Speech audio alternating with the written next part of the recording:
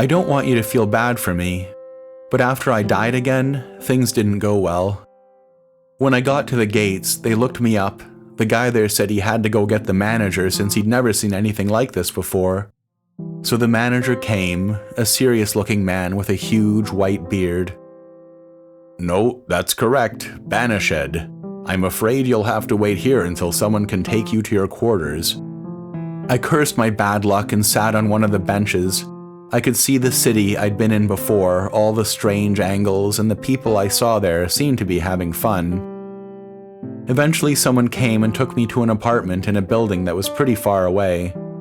It was just like my old place on St. Gaff's, except there was no painting on the wall and I couldn't see out the windows.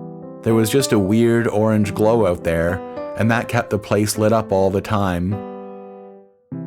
It got a bit dimmer at night, but not too much. It probably would have been hard to sleep if I'd ever felt like sleeping. At first, I just paced around a lot. Days went by, and every morning a ghostly milkman would drop off a bottle of whole milk, and that was pretty much it for food for me.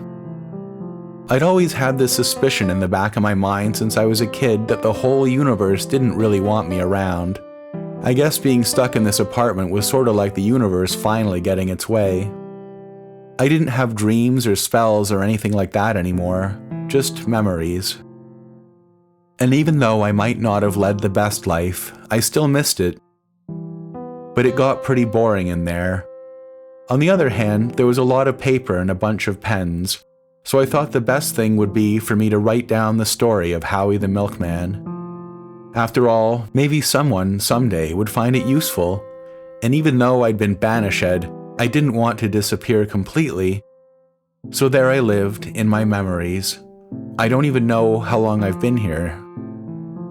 Everything that happened was probably just as much a surprise to me as it was for you, but really, it's sort of a gift to be able to sit here and tell you my story. Maybe death is just an endless reflecting on your life, in an instant that lasts forever. Maybe that is if you don't get to go to the Isle of the Blessed or that strange city or anywhere better than this. But for me, I'll be driving up the coast road to interrogate Travis forever, and I'll always be watching Stormy trimming her rose bushes and hearing her voice for the first time. All those moments are in front of me like they just happened, and they always will be, so that's not so bad. The only saving grace besides the morning visits from the milkman was that a paperboy dropped off a newspaper every week, so at least I could keep up with current events. There weren't any stories about Stormy or her dad. I guess they went to Elkhorn. Stormy was pretty handy. I bet she met a nice guy there, but that didn't bother me too much.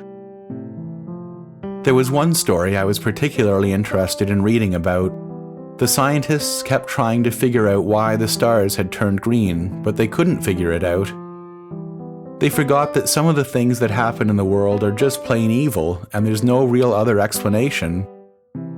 You never know where that evil in your life might come from. Maybe you decided to go left instead of right one day, or you forgot to do the thing you were supposed to do, and who knows where that led.